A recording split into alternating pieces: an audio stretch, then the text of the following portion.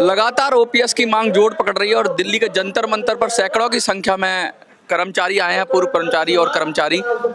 कश्मीर से लेकर कन्याकुमारी से लोग आए हैं। आइए हम बात करते हैं, जानने की कोशिश करते हैं। आपका नाम क्या है, कहाँ से आए हैं? Sukoon Munir, unit general secretary, no proof, Jammu and Kashmir.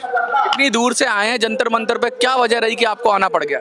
वजह ये रही कि हम बहुत अरसे से पुरानी पेंशन बहाली की मांग कर रहे हैं, तो इस वजह से हम आज जंतर मंतर पे आए। जैसे आपको बखूबी इल्म है कि रावत सर ने 16 मार्च से जो पैदल मार्च रैली जो है देहरादून से चलाई, और आज वो इख्तिताम पजीर जो रैली हुई वो दिल्ली में हुई, जिसमें उन्होंने मेरठ, मुजफ्फरनगर, हरिद्वार वगैरह, मुजफ्फरनगर वगैरह, नोएडा क्रॉस करके वो दिल्ली पहुंचे।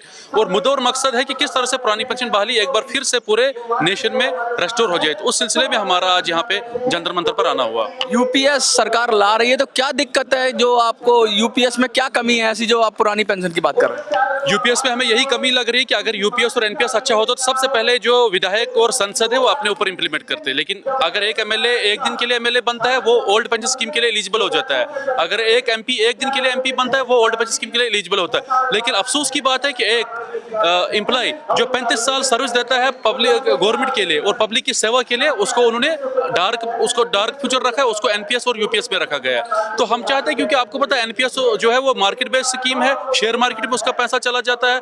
हम 35 साल सर्विस लगाने के बाद क्यों शेयर मार्केट में हम सट्टा बाजार में अपना पैसा लगाएंगे? तो उसी तरह से यूपीएस जो रिसेंटली लॉन्च किया अगस्त में, वो एनपीएस से बदतर है। आपको पता है कि रावत सर का नारा था, जो हमारे बीपी सिंह रावत जी है नेशनल प्रेसिडेंट, उनका नारा था कि 2024 में आर पार की लड़ाई होगी, या हमको जाना होगा या मोदी जी को जाना होगा, क्योंकि एनपीएस खत्म होना चाहिए। लेकिन एक वक्त ऐसा आया कि मोदी जी को चारा नहीं लगा, उन्होंने एनपीएस को खत्म किया, लेकिन यूपीएस लॉन्च किया। लेकिन हम यूपीएस का भी विरोध करते हैं, यूपीएस भी हमारे हक में अच्छा नहीं है। हम चाहते हैं कि ओल्ड पेंशन स्कीम जो यहाँ पे बहाल हो जाए। अच्छा, यूपीएस में ऐसी क्या खामी है जो कि ओपीएस में नहीं है? क्या खामी लगती है, मेन आपको क्या मुश्किल लगती है यूपीएस की? देखिए, यूपीएस में मेन खामी यही सर है कि जो यूनिफाइड पेंशन स्कीम है, कि अगर मैं 35 साल सर्विस करता हूँ या 30 साल सर्विस करता हूँ, उसके बाद मुझे तो ओल्ड पेंशन, मुझे पेंशन मिलनी चाहिए। लेकिन उन्होंने क्या है, एक हमारे लिए जो एक बेवकूफ़ी का जो है निशाना बनाया, हमें बेवकूफ़ बनाने के लिए किया कि आपको 50% बेसिक मिले। लेकिन जो कार्पस जो है, जो हमारा कंट्रीब्यूशन 10% मंथली कटता है, वो कार्पस जो है चाहे 70 लाख हो, 80 लाख हो, वो गवर्नमेंट के पास ही रहेगा। तो ये तो बहुत बड़ी अफसोस की बात है कि जो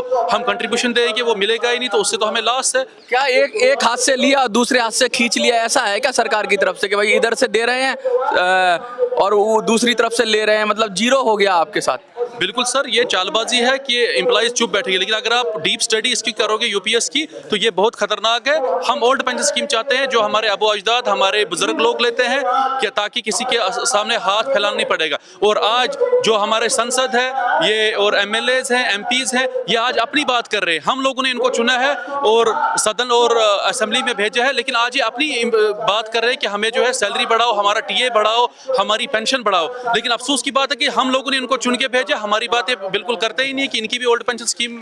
जो लोग आपको देख रहे हैं उनको कुछ कहना चाहेंगे? हम यही कहना चाहते हैं कि आप सब लोग जो है बढ़ चढ़ कर हिस्सा ले। ये खाली हमारा मुद्दा नहीं, आप लोगों का मुद्दा है, आपके बच्चों का मुद्दा है। सब मिलजुल के हम इस लड़ाई का हिस्सा बनेंगे और ओल्ड पेंशन स्कीम को जल्द से जल्द बहाल कराएं।